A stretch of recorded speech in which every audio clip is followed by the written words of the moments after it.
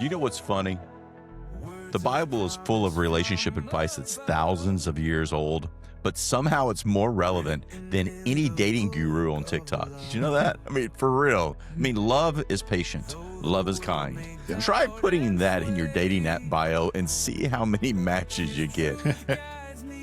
Welcome to a special comedy edition of the I Am Podcast. I'm your host, Charles, and today we're diving into the wonderfully weird world of dating and relationships, but with a biblical twist. So I hope you enjoy it. And joining me today is Dan Baker. Dan, welcome, buddy. Good to have you. Charles, I was like the Apostle Paul, convinced I had the gift of singleness. Turns out it was more like the gift of being really good at ordering pizza for one. So, hey, let's start with dating apps. So, have you seen these things? These dating apps? They are wild, Chuck. And I've talked to people that use them on a regular basis. You got people trying to sum up their entire personality in like 6 photos and like one big paragraph. It's like trying to explain the gospel in a tweet, guys. It's technically impossible, but you're probably missing some important content in there. Yeah, I would think you are. And everyone's looking for their soulmate on an app where you swipe left on people faster than you skip Bible verses that talk about giving. That's right. They want someone who's God-fearing, adventurous, loves long walks on the beach and sunsets, has a stable job. I'm like, buddy, you just described Jesus. He had a LinkedIn profile. And, I think I've seen his name on there too. I mean, the profile photos alone are something else. Everyone's rock climbing or skydiving or holding a fish, they call it, and a big fish usually. Yeah, and I'm like over here like, here's me successfully assembling IKEA furniture. Ladies, please contain yourselves. Everyone's trying to be someone that they're not. It's like digital false advertising, Chuck.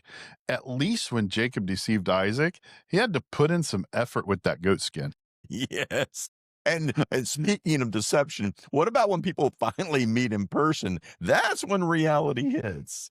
Oh, the first date, my friend. That's where you find out their love for hiking actually means they walked through the mall once or twice. And that foodie adventure that they loved, that consists of trying different flavors of Pringles. Don't get me started on dinner dates. Women order a salad. Then they eat half your fries. It's like biblical taxation, if you ask me. They say they don't want any, but they're definitely taking their portion. Absolutely. And we're over here like, should I offer to pay? Should we split that? What does Proverbs say about this? Meanwhile, she's calculating whether you're generous enough to be a tithing material. Wait, what about the differences between how men and women approach dating? Women have this whole strategy. They're like military generals planning out war. They've researched your social media, talked to your friends and distant friends, prayed about it. Men are like, she seems nice. She liked my joke about the pizza. This might be the one. But see, women are playing 4D chess while men are playing checkers with half the pieces missing. Exactly. And when women say they need to think about it, they mean they're consulting their prayer team, their prayer circle, their mom, their Aunt Jemima, and possibly a prophet or two. When men say they need to think about it, we mean we forget what we're talking about because we just saw a commercial for tacos. Now let's talk about marriage dynamics. I mean, you were married once, weren't you? I mean, how did that? That's correct. It's like peace talks between two nations with completely different customs and languages. She wants to discuss feelings. I want to discuss why we have 14 throw pillows on the couch when you're not even allowed to throw them, Chuck. The throw pillow thing is real. It's like they're decorative lies. They're called throw pillows, but apparently they're gently placed and immediately fluffed pillows.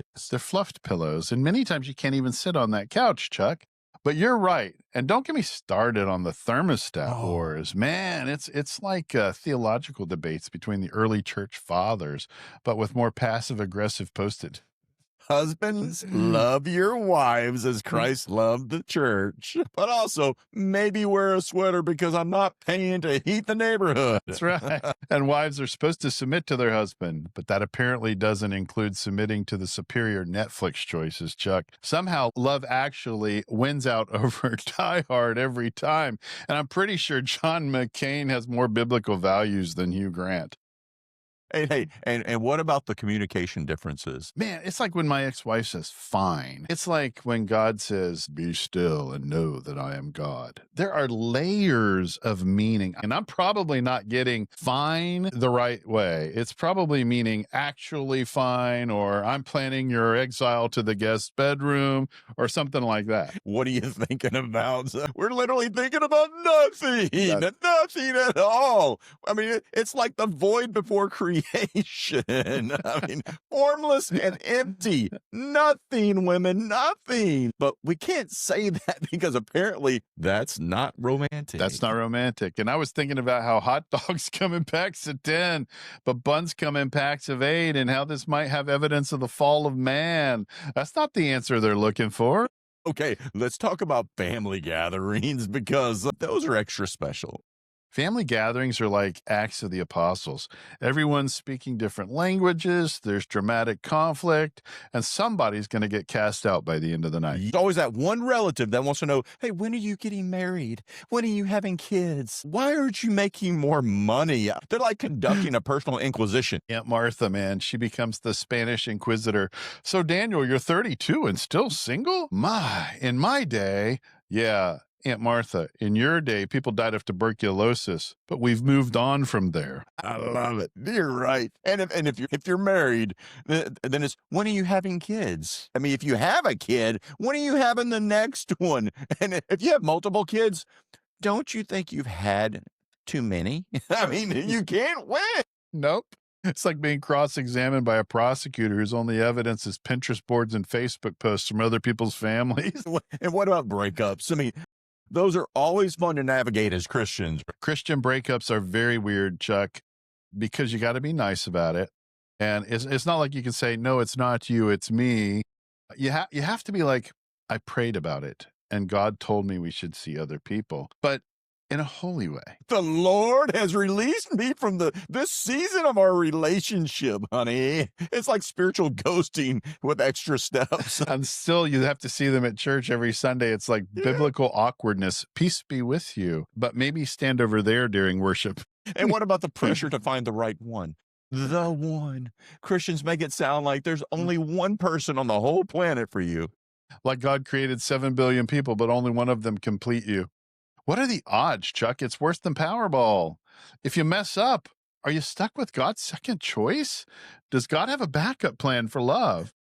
Sorry, you missed your soulmate. They moved to Nebraska. Here's your consolation prize. Everyone's looking for signs. He likes the same worship songs as me. Oh, he likes pizza. I like pizza, but I'm not marrying Pizza Hut people.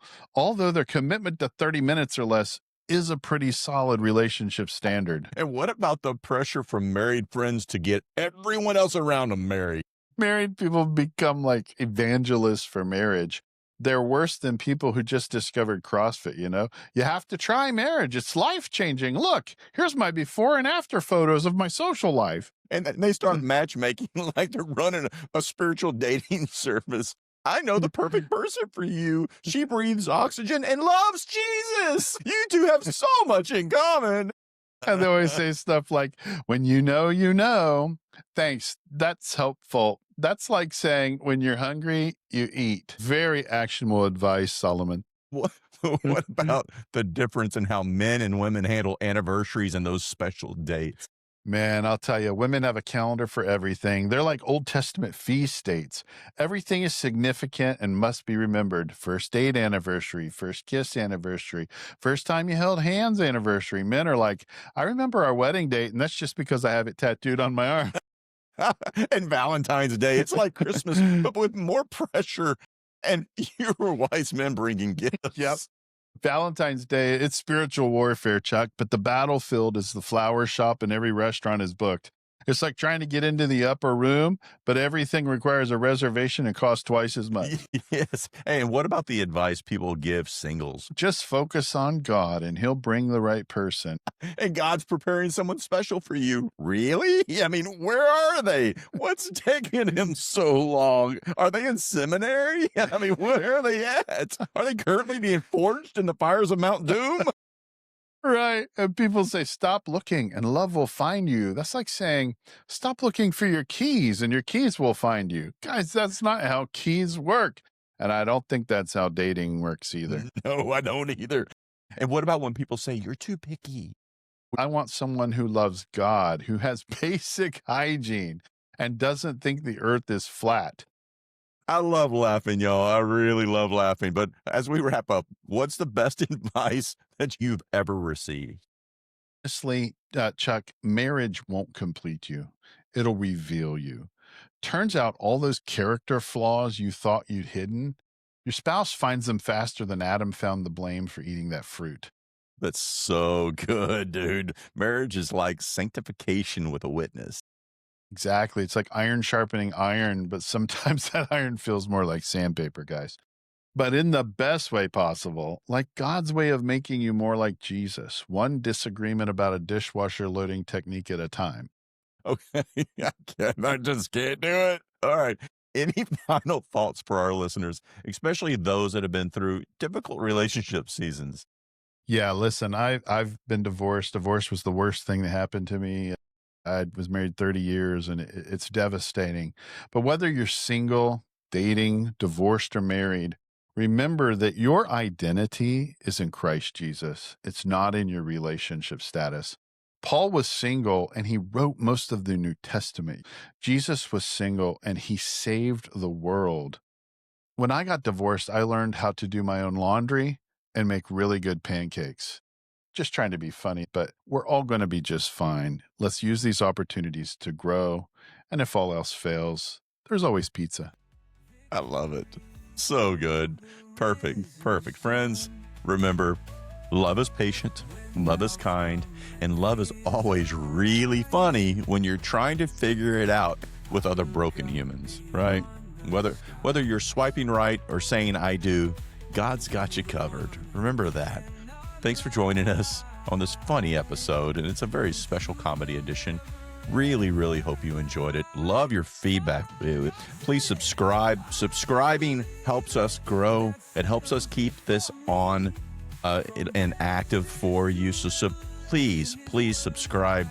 It'd be great to have 1 million subscribers, wouldn't it? So we can only do that with your help. But we want to thank you for joining us on the I Am podcast. Until next time, remember, you are not alone. Know who you are in Christ, and maybe remember to put the toilet seat down. See you next week. Take care. It's a good one. And the toilet paper the right way.